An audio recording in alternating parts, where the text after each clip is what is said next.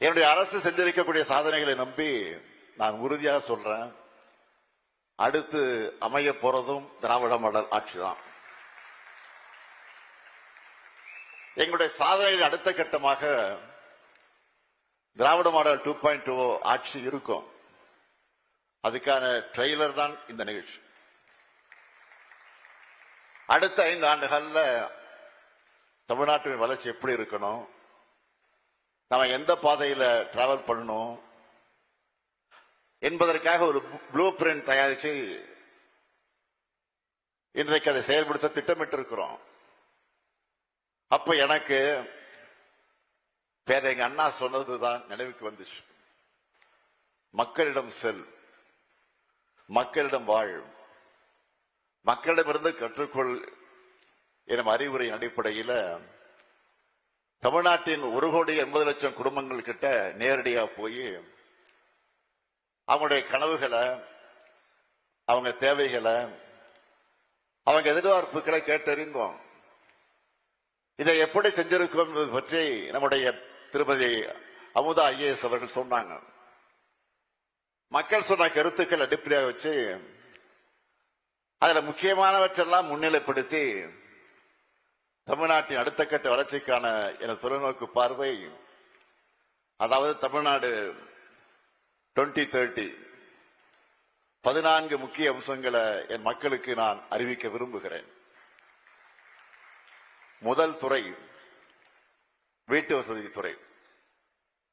நம் கனவு, நம் வீடு, நம்ம தமிழ்நாடு. தமிழ்நாட்டில் இருக்கிற ஒவ்வொரு குடும்பத்திற்கும் ஒரு முகவரி இருக்கணும்.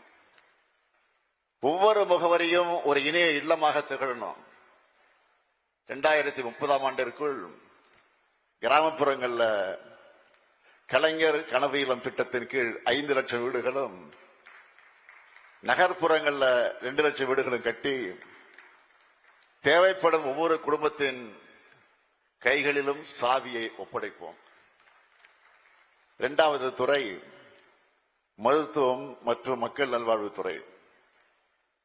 நலமுடன் தமிழ்நாடு 2030 தேவைப்படும் அனைவருக்கும் போதிய மருத்துவ காப்பீடு கிடைக்க உரிய நடவடிக்கை எடுக்கப்படும். அது மட்டுமல்லாம 3 முக்கிய திட்டங்களும் இருக்கு. முதல் திட்டம் நீரிழிவு, உயர் ரத்த அழுத்தம், புற்றுநோய் போன்றவற்றை கண்டறிய ஆரம்ப நிலையிலேயே சிறப்பு முகாம்கள். 2வது திட்டம் தாய் சேய் நலன்ல IMR மற்றும் MMR குறைக்கும் தரவரிசையில இந்தியாவிலேயே முதலிடம் பெற்ற சிறப்பு நடவடிக்கை. 3வது திட்டம் ஒவ்வொரு மாவட்டத்திலையும் மனநல ஆலோசனை மையம் அமைக்கப்படும். அடுத்து 3வது துறை வேளாண்மை மற்றும் உழவர் நலத்துறை. வேளாண்மை செழிப்பின் கண்ணியத்தின் வளர்ச்சியின் அடையாளம். நிகர சாகுபடி பரப்பு 50 லட்சம் ஹெக்டராக உயர்த்தப்படும்.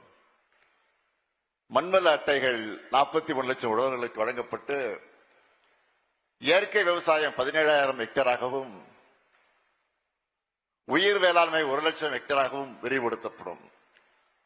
வேளாண்மைக்கு ஆதாரமான நீரை சேமிக்க நுண்ணீர் பாசனம் 21 லட்சம் ஹெக்டராக விரிவுபடுத்தப்படும். மேற்கு கிழக்கு தொடர்ச்சி மலைகள்ல 1000 மழைநீர் சேகரிப்பு கட்டமைப்புகள் கட்டப்படும். கால்வாய் மதகுகள் புனரமைக்கப்பட்டு நீர் மேலாண்மையை சீர் செய்து தண்ணீர் தட்டுப்பாடான பகுதிகள் வளமான பகுதிகளாக மாற்றப்படும்.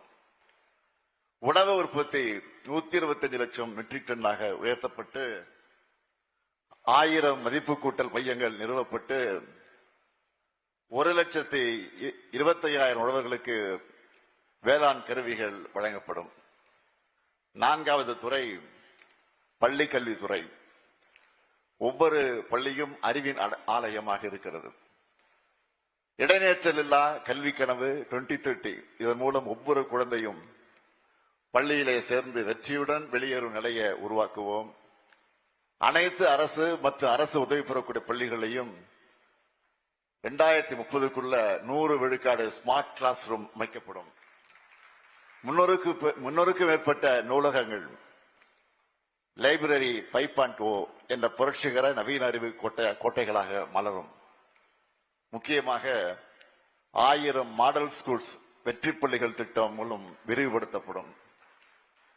ஒவ்வொரு பள்ளியிலும் உடல்நலத்திற்காக விளையாட்டையும், உளவியல் பாதுகாப்பையும், வாழ்க்கை திறன் கல்வியையும் உறுதிப்படுத்துவோம். 5வது, உயர்கல்வித்துறை. உயர்கல்வி நிறுவனங்கள் மாணவர்களுடைய மொத்த ஆளுமையை வளர்க்கக்கூடிய மையங்கள். அதன் மூலமாக நான் முதல்வன் 2.0 மூலம் கூடுதல் திறன் பயிற்சிகள் வழங்கப்பட்டு உலக அளவில் நம் இளைஞர்கள் போட்டி போட வழிவகுக்கப்படும். 2030ஆம் ஆண்டிற்குள்ளாக உயர்கல்வியில் மொத்த சேர்க்கை விகிதம் 90 விழுக்காட்டு எட்டும் வகையில் நிறுவன கட்டமைப்பு விரிவாக்கப்படும். ஆராய்ச்சியும் புதுமையும் செழிக்க மைய ஆய்வகங்களும் சென்டர் ஆஃப் எக்ஸலன்ஸ் எனும் தொழிற்கல்வி சிறப்பு மையங்களும் நிறுவப்படும். செயற்கை நுண்ணறிவு AI கல்வியுடன் இணைக்கப்படும். ஒவ்வொரு கல்வி நிறுவனத்திலும் AI ஆய்வகம் உருவாகும். பன்னாட்டு பல்கலைக்கழகங்கள் தமிழ்நாட்டில் வேர்விட்டு நம் மாணவர்கள் உலக அரங்கில போட்டியிடுவதற்கு வழிவகுக்கப்படும். உயர்கல்வி பயிலும் மாணவர்கள் உலகளாவிய வேலைவாய்ப்புகளை பெறக்கூடிய வகையில் விளையாட்டு திறன்மிகு மாணவர்களுக்கு பிளெக்சிபிள் பாடத்திட்டம் மூலம் அகாடமிக் கிரெடிட்ஸ் வழங்கப்படும். 6வது, பிற்படுத்தப்பட்டோர் நலத்துறை. நல்லிணக்கத்தின் அடையாளம் வளர்ச்சி பெற்ற தமிழ்நாடு. ஜவுளி, தோல், ஆடை, கைவினை, கணினி, தொழிற்பயிற்சி போன்ற துறைகள்ல பயிற்சிகள் வழங்கப்பட்டு பிற்படுத்தப்பட்ட மக்களுக்கு பொருளாதார முன்னேற்றம் உறுதிப்படுத்தப்படும். மிகவும் பிற்படுத்தப்பட்டோர் மற்றும் சீர்வரவினர் மாணவர்களுக்கு கல்வியின் எல்லா நிலைகளிலும் சிறந்து விளங்க சிறப்பு திட்டங்கள் வகுக்கப்படும். சிறுபான்மையினர் அதிகமாக வசிக்கிற மாவட்டங்கள்ல திறன் மேம்பாட்டு மையங்கள் அமைக்கப்படும். அமைச்சர் மெய்யநாதன் கேட்டது போல தேவைப்படும் இடங்கள்ல சமூக நீதி கல்லூரி விடுதிகள் திறக்கப்படும். பிற்படுத்தப்பட்ட மக்களுக்கு வணிகம் தொடங்க நிறுவன கடன் வசதி அதிகரிக்கப்படும். சிறுபான்மை சமூகத்தினர் வணிகம் மற்றும் தொழில் தொடங்க கடன் பெறும் நடைமுறைகள் எளிமைப்படுத்தப்படும். 7வது, ஆதிதிராவிட நலத்துறை. அடிப்படை உரிமை, அசைக்க முடியா கண்ணியம். 2030ஆம் ஆண்டிற்குள்ள வீட்டு மனையற்ற ஒவ்வொரு ஆதிதிராவிடர் மற்றும் பழங்குடியினர் குடும்பத்திற்கு வீட்டு மனை பட்டா வழங்கிட படிப்படியாக நடவடிக்கை எடுக்கப்படும். ஆதிதிராவிட மற்றும் பழங்குடி மாணவர்களுடைய பள்ளி இடைநிறுத்தம் இல்லாத நிலையை அடைய நடவடிக்கைகள் எடுக்கப்படும். உண்டி உறைவிட பள்ளிகள் விரிவாக்கப்படும். 12ஆம் வகுப்புக்கு பின் உயர்கல்வி நுழைவு, தொழிற்கல்வி இணைப்பு, தொடர்ச்சியான கண்காணிப்பு என முதல் தலைமுறை மாணவர்களுக்கு அரசு துணை நிற்கும். பெரும் வரவேற்பை பெற்றிருக்கக்கூடிய அண்ணல் அம்பேத்கர் அயலக உயர்கல்வி திட்டம் விரிவுபடுத்தப்படும். ஆதிதிராவிட மற்ற பழங்குடியின பெண்களுக்கான தொழில் வாய்ப்புகளை பெருக்குவதற்கான திட்டங்களும் விரிவுபடுத்தப்படும். 8வதாக, ஊரக வளர்ச்சித்துறை. கிராமங்களை பொருளாதார வளர்ச்சி மையங்களாக மாற்றுவோம். இந்தியாவின் முன்னேற்றத்திற்கு கிராம நகர இடைவெளியை குறைப்பது மிகவும் அவசியம் என்று முன்னாள் குடியரசுத் தலைவர் மதிப்பிற்குரிய அப்துல் கலாம் அவர்கள் சொன்னார்கள். அவர் முன்வைத்த கிராமப்புறங்களில் நகர்ப்புற வசதிகளை வழங்குதல் என்ற கருத்தாக்கத்தின் அடிப்படையில் கிராமங்கள் வளர்த்தெடுக்கப்படும். ஊராட்சிகள்ல வருவாய் ஈட்டக்கூடிய உற்பத்தி திறன் கொண்ட நிலையான சொத்துக்களை உருவாக்குவதை முன்னுரிமையாக கொண்டு கிராம சந்தைகள், விளையாட்டு மற்றும் நல்வாழ்வு உட்கட்டமைப்புகள், கிராமங்களை பசுமையாக ஆக்குதல், வேளாண் சாராத கிராமப்புற வேலைவாய்ப்பினை வழங்குதல், குறைந்த அரசு செலவில் அதிக பயன்பெறுதல் மற்றும் நிலையான வளர்ச்சி நோக்கத்தை அடைய ஒரு உன்னதமான திட்டம் உருவாக்கப்படும். அதற்கு உத்தமர் காந்தி மாதிரி கிராமங்கள் திட்டம் என பெயரிடப்படும். காந்தியடியுடைய பெயர்கள் நீக்கப்பட்டு வரக்கூடிய இந்த காலகட்டத்தில் அவருடைய பெயரை நம்மோட மாதிரி கிராமங்கள் திட்டத்துக்கு சூட்டுகிறோம். இதோட முதற்கட்டமா 10 ஊராட்சிகள்ல இந்த திட்டம் இப்போதே செயல்படுத்தப்படும். 9வதாக தொழில்துறை. தமிழ்நாடு இந்தியாவினுடைய பொருளாதார வல்லரசாக இருக்கிறது. அதற்கு எங்க இலக்கு 18 லட்சம் கோடி ரூபாய் முதலீடு, 50 லட்சம் இளைஞர்களுக்கு வேலை வாய்ப்புகள். தமிழ்நாட்டின் ஏற்றுமதி $120 பில்லியன் உயர்ந்து உலக வணிக வரைபடத்தில் தமிழ்நாடு இடம் பிடிக்கும்.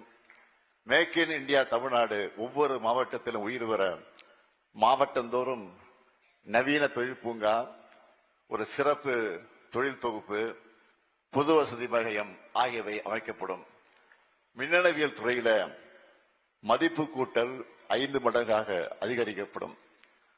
ஐடி ஏற்றுமதி 2.5 லட்சம் கோடியிலிருந்து 6 லட்சம் கோடி ரூபாயாக 2 மடங்கு ஆக்கப்படும். ஐடி துறையில் மட்டும் 2 லட்சம் புதிய வேலைவாய்ப்புகள் உருவாக்கப்படும். ஜவுளி தொழிலும் நவீனமயமாக்கப்பட்டு திருப்பூர், கரூரிலே 35,000 தொழிலாளர்களுக்கு வாழ்வாதாரம் உறுதிப்படுத்தப்படும். தமிழ் மொழிக்கென்ற ஒரு லார்ஜ் லாங்குவேஜ் இருக்கு பாருங்க, ஒரு லாங் லாங்குவேஜ், அது போன்ற ஒரு மாடல் உருவாக்கப்படும். 10வது கால்நடை பால்வளம் மற்றும் மீன்வளத்துறை. நம்முடைய உயிர்வளம் காப்போம். அவை அலைகளோடு போராடி வாழக்கூடிய 10 லட்சத்திற்கும் மேற்பட்ட மீனவர் குடும்பங்களுடைய வாழ்வாதாரம் மேம்படுத்தப்படும். கடல் கூண்டு மீன் வளர்ப்பை ஊக்குவித்து உற்பத்தியை 200 டன்னிலிருந்து 400 டன்னாக உயர்த்துவோம். மீனவ மகளிருக்காக கடல் பாசி சாகுபடியை 15,000 டன்னிலிருந்து 30,000 டன்னாக வளர்ப்போம். உள்நாட்டு மீன் உற்பத்தியை 2.67 லட்சம் டன்னாக உயர்த்துவோம். மீன் விதை உற்பத்தியை 100 கோடியிலிருந்து 200 கோடியாக இரட்டடிப்பாக்கி புதிய அரசு மீன் பண்ணைகளை நிறுவுவோம். கால்நடை எண்ணிக்கையை 2030ஆம் ஆண்டுக்குள்ளாக 3 கோடியாக உயர்த்தி விவசாயிகளுடைய வாழ்வாதாரத்தை உறுதிப்படுத்துவோம். தீவன பஞ்சம் இனி தமிழ்நாட்டில் இல்லை என 1 லட்சம் ஏக்கரில் தீவன பயிர் சாகுபடி செய்யப்படும். தற்போது தினமும் 3 கோடி லிட்டர் பால் உற்பத்தி செய்யும் தமிழ்நாட்டை 2030க்குள்ள 4.5 கோடி லிட்டராக உயர்த்தும் இலக்கோடு முன்னேறுவோம். 11வது நகராட்சி நிர்வாகத்துறை. உட்கட்டமைப்பில உலகளவில் உயரக்கூடிய நம் நகரங்கள், அதன் அடிப்படையில் கம்ப்ளீட் ஸ்ட்ரீட்ஸ், அதாவது நடைபாதை, பச்சை மரங்கள், எழிலான சாலைகள் நகரங்கள்ல உருவாக்கப்படும். 2030ஆம் ஆண்டில் தமிழ்நாட்டின் நகர்ப்பகுதிகளில் 20 விழுக்காடு பசுமை பகுதிகள், பூங்காக்கள் இருக்க நடவடிக்கை எடுக்கப்படும். கழிவு நீர் முழுமையாக சேகரிக்கப்பட்டு சுத்திகரிக்கப்பட்டு 30 விழுக்காடு மறு சுழற்சி செய்யப்படும். திடக்கழிவு மேலாண்மையில புதிய மாற்றங்கள் செய்யப்படும். 2030ஆம் ஆண்டில் நகராட்சி மற்றும் மாநகராட்சிகளில் முழுமையான மழைநீர் வடிகால் அமைப்புக்கு ஏற்படுத்தப்பட்டு நகர்ப்புற நிலங்களில் குறைந்தது 3 விழுக்காடு ஸ்பாஞ்ச் சிட்டி உட்கட்டமைப்பாக மாற்றப்படும். சென்னை மற்ற அனைத்து மாநகராட்சிகளிலும் நவீன கலாச்சார மையங்கள் அமைக்கப்படும். 12வதாக MSME துறை. 40,50,000 பதிவு பெற்ற MSME நிறுவனங்களுடன் நம் நாட்டில் 3வது இடம் வகிக்கக்கூடிய தமிழ்நாடு வரும் 2030ஆம் ஆண்டில் முதலிடத்தை பிடிக்க நடவடிக்கைகள் எடுக்கப்படும். 2030ஆம் ஆண்டில் இந்த துறை சார்பாக 5 சிறப்பு தொழில் குழுமங்கள் அமைக்கப்படும்.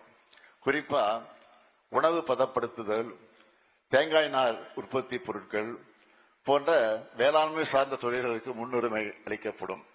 வெளிநாட்டு வர்த்தக கண்காட்சிகளில் நம் MSME நிறுவனங்கள் பங்கேற்பதற்கு வழிவகைகள் செய்யப்படும். ஆண்டுதோறும் MSME நிறுவனங்களின் ஒரு மாபெரும் பன்னாட்டு தொழில் கண்காட்சி நடத்தப்படும். 13வதாக நெடுஞ்சாலைத்துறை, நவீன சாலை தொழில்நுட்பம், AI கண்காணிப்பு, இன்டெலிஜென்ட் டிரான்ஸ்போர்ட் அந்த சிஸ்டம் ஆகியவற்றால் நம் பாலங்கள், சாலைகளின் ஆயுட்காலம் நீட்டிக்கப்படும், விபத்துக்கள் குறைக்கப்படும். கோவில் நகரங்களுக்கும் கடலோர சுற்றுலா தலங்களுக்கும் செல்லக்கூடிய சாலைகள் மேம்படுத்தப்பட்டு உலக சுற்றுலா பயணிகளை வரவேற்கும் தரத்தில் அமைக்கப்படும். 14வது கைத்தறி மற்றும் ஜவுளித்துறை, நெசவாளர்களின் வாழ்வாதாரத்தை மேம்படுத்த அவர்களுக்கு புதிய தொழில்நுட்பங்களை அறிமுகப்படுத்தி உற்பத்தியை பன்மடங்காக்கி அவற்றை ஏற்றுமதி செய்வதற்கான அனைத்து வாய்ப்புகளும் ஏற்படுத்தி தரப்படும். GI பதிவு பெற்ற தமிழ்நாட்டின் கைத்தறி வகைகள் தேசிய மற்றும் சர்வதேச கண்காட்சிகளில் பெருமையுடன் காட்சிப்படுத்தப்படும். இவை மட்டுமல்ல, இன்னும் பல துறைகள்ல எனக்கு பல கனவுகள் இருக்கு. தமிழ்நாட்டுக்கான எனது மாபெரும் தமிழ் கனவு என்ன தெரியுமா? நம்ம நாடே சமத்துவபூர்வமாக ஆகணும். எங்கும் சமூக நீதி ஒழிக்கணும், ஓங்கணும். எல்லா மாநிலங்களும் சுயாட்சி பெறணும். எல்லாருக்கும் எல்லாம் கிடைக்கணும். இப்ப நான் சொன்னதெல்லாம் தனிப்பட்ட ஸ்டாலினின் ஸ்டேட்மெண்ட் மட்டும் கிடையாது. இது உங்க கனவு, தமிழ்நாட்டு மக்களின் கனவு. தந்தை பெரியாரும் பேரறிஞர் அண்ணாவும் முத்தமிழ் அறிஞர் கலைஞரும் கண்ட கனவு. இது அனைத்தும் செயல்வடிவம் பெற மாவட்ட வாரியா தனித்தனி செயல் திட்டங்கள் வகுக்கப்படும். இது இந்த முத்துவேல் கருணாநிதி ஸ்டாலின் கொடுக்கிற உறுதிமொழி. இதையெல்லாம் நனவாக்கி 2030ஆம் ஆண்டில் தமிழ்நாடு $1 டிரில்லியன் பொருளாதாரமாக உயர்த்துவோம். எனவே நாங்க தான் மீண்டும் வருவோம், நாங்க தான் மீண்டும் வெல்வோம், மீண்டும் மீண்டும் வெல்வோம். தமிழ்நாட்டின் இந்த வளர்ச்சி பயணத்தில் ஒருவரையும் பின்தங்க விடமாட்டோம். வெல்வோம் ஒன்றாக. நன்றி, வணக்கம்.